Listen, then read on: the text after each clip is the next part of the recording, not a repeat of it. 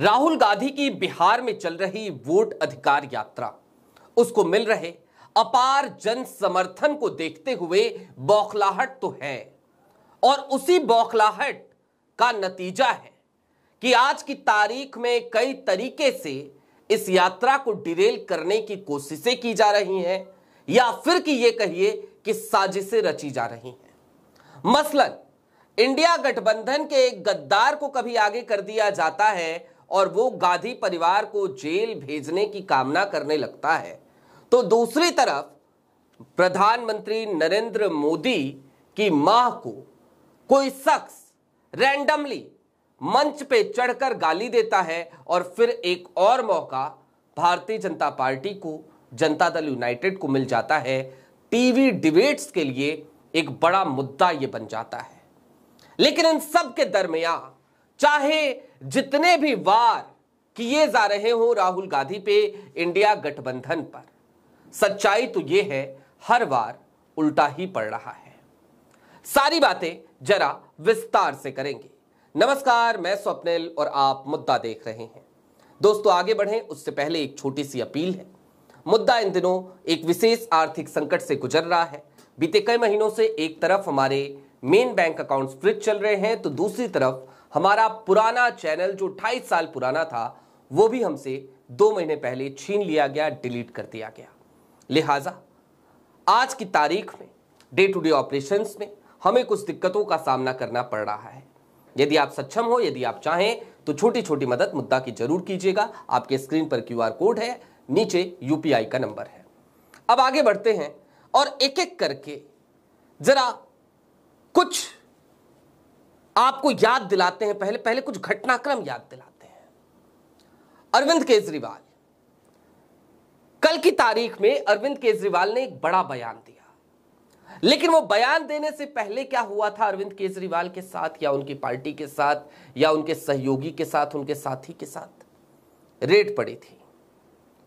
सौरभ भारद्वाज के घर पर एक रेड पड़ती है ईडी की, और ईडी की रेड पड़ती है, और ईडी की रेड पड़ने के बाद एक प्रेस कॉन्फ्रेंस कल की तारीख में पहले अरविंद केजरीवाल आम आदमी पार्टी कार्यालय से करते हैं। इसके बाद कॉन्स्टिट्यूशन क्लब पहुंचते हैं और वहां पर वो एक बड़ा बयान देते हुए नजर आते हैं। वो सीधे तौर पर विपक्ष को कमजोर करने वाला बयान देते हैं, या फिर कि इसे इस तरीके से देखा जाए कि वो कांग्रेस से अपनी खुन्नस निकालते हुए नजर आते हैं। वो नेशनल हेराल्ड की बात करते हैं और कहते हैं कि नेशनल हेराल्ड मुझे तो नहीं पता था, लेकिन जब मैंने देखा, जब मैंने सुना और जब मैंने इसके बारे में जाकर पढ़ा तो मुझे लगा ये तो ओपन एंड शट केस है, फिर भी गांधी परिवार का कोई व्यक्ति जेल क्यों नहीं गया। अरविंद केजरीवाल यहीं नहीं रुके, उन्होंने ये भी बताया कि गोवा में उनको लोग मिले। वैसे भी अरविंद केजरीवाल को लोग अक्सर यूं ही मिलते हैं। राहुल गांधी से इतने लोग नहीं मिलते जितने अरविंद केजरीवाल से मिलते हैं। बात इतर है कि जब से वो मुख्यमंत्री बने तब से उन्होंने जनता से कितना संवाद किया, कितनी बार जनता से मिलते रहे, यह हर कोई जानता है। लेकिन फिर भी लोग उन्हें मिलते हैं। तो लोग मिले और लोगों ने कहा कि आपकी पार्टी के 5 बड़े नेता जेल चले गए, लेकिन कांग्रेस का कोई नेता जेल नहीं गया, ऐसा कैसे हो गया। इतने पे ही नहीं रुके, वो 2G स्पेक्ट्रम और कोल आवंटन घोटाले की भी बात करने लगे। ऐसे में सवाल तो पहला यही है कि क्या वोट अधिकार यात्रा को डिरेल करने के लिए एक बार फिर अपने एकलव्य को मोदी ने मैदान में उतार दिया और कान ऐठा, पहले ईडी की रेड करवाई और उसके बाद कहा कि जाओ जा करके इंडिया गठबंधन को तोड़ो, बदनाम करो, तुम भी उसका एक हिस्सा थे ना। बात इतर है, अरविंद केजरीवाल खुद गुजरात में ऐलानिया तौर पे ये कह चुके हैं कि ये गठबंधन इंडिया का सिर्फ और सिर्फ ये सीमित था लोकसभा चुनाव तक, अब कोई गठबंधन नहीं है। लेकिन एक सच्चाई ये भी है कि जब वोट चोरी की बात हुई तो कांग्रेस ने या विपक्ष के किसी दल ने आम आदमी पार्टी को इनवाइट नहीं किया था अपने किसी प्रोटेस्ट में, लेकिन बावजूद उसके संजय सिंह उस प्रोटेस्ट में शामिल हुए थे। तमाम सांसद आम आदमी पार्टी के शामिल हुए थे, आम आदमी पार्टी शामिल हुई थी। अब ये सब तो एक तरफ रख दीजिए, एक किनारे रख दीजिए इन तमाम बातों को। अब थोड़ा यह समझने की कोशिश कीजिए कि दूसरा प्रयास क्या किया गया और कितना घृणित प्रयास है ये। प्रधानमंत्री नरेंद्र मोदी की मां को कोई रैंडमली एक शख्स मंच पे चढ़कर गाली देता है, मां की गाली देता है। उसका नाम मोहम्मद रिजवी बताया गया, पेशे से एक जीप चालक है। कहीं जीप चालक बताया गया, कहीं कहा गया कि उसकी अपनी पंचर की कोई दुकान है। अलग अलग जगहों से अलग अलग जानकारियां आई, लेकिन उसका किसी भी राजनीतिक दल से कोई नाता है, रिश्ता है, इसकी जानकारी अभी तक प्राप्त नहीं हो सकी। कौन है, कहां से है, किसके इशारे पर उसने ये काम किया, या फिर कि उसके मन का ये आक्रोश था, आवेश था, यह भी अभी नहीं पता है। बात इतर है, गिरफ्तार हो चुका है, बिहार की पुलिस है। हो सकता है कुछ देर बाद आपको मोहम्मद रिजवी का कोई स्टेटमेंट सुनाई दे कि उसको तो फलाने आदमी ने कहा था ये गाली देने के लिए। लेकिन हां, कांग्रेस ने जो प्रतिक्रिया दिखाई वो काबिले तारीफ है। और काबिले तारीफ क्या है, स्वाभाविक भी है। गाली देने का इतिहास कांग्रेस का कभी नहीं रहा। कांग्रेस ने कभी किसी को गाली नहीं दिया है। कांग्रेस को गालियां मिलती हैं, यह अलग बात है। वर्तमान समय में जो प्रधानमंत्री जी हैं हमारे, प्रधानमंत्री के पद पे रहते हुए ना जाने क्या क्या कहते रहे। अभी हालिया दिनों की बात है ना, याद होगा आपको, इन्होंने ही किस तरीके से जब सोनिया गांधी अपने उम्र का हवाला देते हुए उन्होंने लोकसभा चुनाव से किनारा करने का निर्णय लिया और राजस्थान से राज्यसभा के लिए नॉमिनेट हुई, तो उस वक्त पे नरेंद्र मोदी जी का स्टेटमेंट गूंजा था। क्या था वो स्टेटमेंट? कि भाई इनकी सबसे बड़ी नेता वो राजस्थान भाग गए, इस तरीके की भाषा। कांग्रेस की विधवा सुना होगा आपने, 100 करोड़नी गर्लफ्रेंड सुना होगा आपने।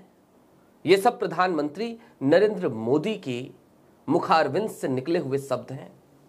ये उनके किए गए पाप हैं।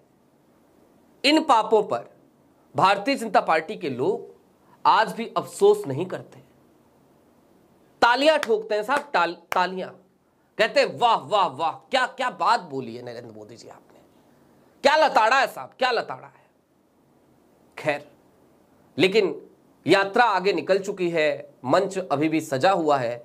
वहां से कोई रैंडमली आदमी जाके गाली दे दे तो उसके बाद से हंगामा, ठीक है, चलिए काटिए, आपका अधिकार है। लेकिन हंगामे की जो तस्वीरें आई वो तस्वीरें भी आपने देखी होंगी। सदाकत आश्रम के साथ साथ पश्चिम बंगाल से भी तस्वीरें आ चुकी हैं। पश्चिम बंगाल के भी कांग्रेस कार्यालय में तोड़फोड़ की गई। और मुझे समझ में एक बात नहीं आती कि जब ये तमाम चीजें ये लोग कर रहे हैं, इस तरीके से तोड़फोड़, तो ये क्या बताना चाह रहे हैं, क्या दिखाना चाह रहे हैं? क्या ये अपने संस्कारों का परिचय नहीं दे रहे हैं कि लाठी डंडे वाली पार्टी है, इसी तरीके से चलेगी, खुल्लम खुल्ला गुंडागर्दी? खैर, केजरीवाल ने जो कुछ भी कहा हो, या फिर कि जो भारतीय जनता पार्टी के लोग गुंडागर्दी कर रहे हो, इन सब को इंडिया गठबंधन ने आज की तारीख में माकूल जवाब जरूर दिया है। इंडिया गठबंधन एक साथ है, इसका संदेश बार बार तमाम नेता देते रहे हैं। एमके स्टैलिन भी पहुंचे थे। और आज का दिन और भी ज्यादा खास हो जाता है क्योंकि दो लड़कों की जोड़ी एक बार फिर बिहार में वोट अधिकार यात्रा में दिखाई देने वाली है। आपको याद होगा जब वाइस प्रेसिडेंट कैंडिडेट घोषित किया गया इंडिया गठबंधन की तरफ से रेड्डी साहब को, तो उस वक्त पे राहुल गांधी दिल्ली आए थे, संसद भवन पहुंचे थे और उन्होंने बकायदा अखिलेश यादव का नाम कोट करते हुए कहा था कि आप लोग आइए, अखिलेश जी आप आइए। अखिलेश पटना पहुंच चुके हैं। कल की तारीख में वो वोट अधिकार यात्रा में शामिल होंगे और केजरीवाल के इस बयान को सिर्फ और सिर्फ अखिलेश यादव की ये उपस्थिति ही मुंह चढ़ाती हुई नजर आती है। अरविंद केजरीवाल ना जाने क्यों इस बात को नहीं समझते, या फिर समझते हुए भी नजरअंदाज करते हैं, या फिर वो ये समझते हैं कि वो ज्यादा समझदार हैं और बाकी देश की जो जनता है, देश के जो लोग हैं वो बेवकूफ हैं। अरविंद केजरीवाल की जो हकीकत है, जो हकायक है, वो आज पूरा देश जान चुका है। हर कोई समझता है कि आप मोदी जी के एकलव्य हैं। हर कोई समझता है कि आपकी पॉलिटिक्स ठीक वैसी ही है जैसे नरेंद्र मोदी की। आपकी पॉलिटिक्स उतनी ही घृणित, उतनी ही नीची हरकतों वाली और उतनी ही घटिया है जितनी आज की तारीख में भारतीय जनता पार्टी की हो चली है। किसी जमाने में हुआ करती थी ये भी चाल चरित्र और चेहरे वाली पार्टी, लेकिन आपकी पार्टी तो शुरू से ही चाल चरित्र और चेहरे से उसका कोई लेना देना नहीं रहा। आपकी तो पॉलिटिकल स्टाइल ही ये रही कि आप आरोप लगाते और भाग जाते।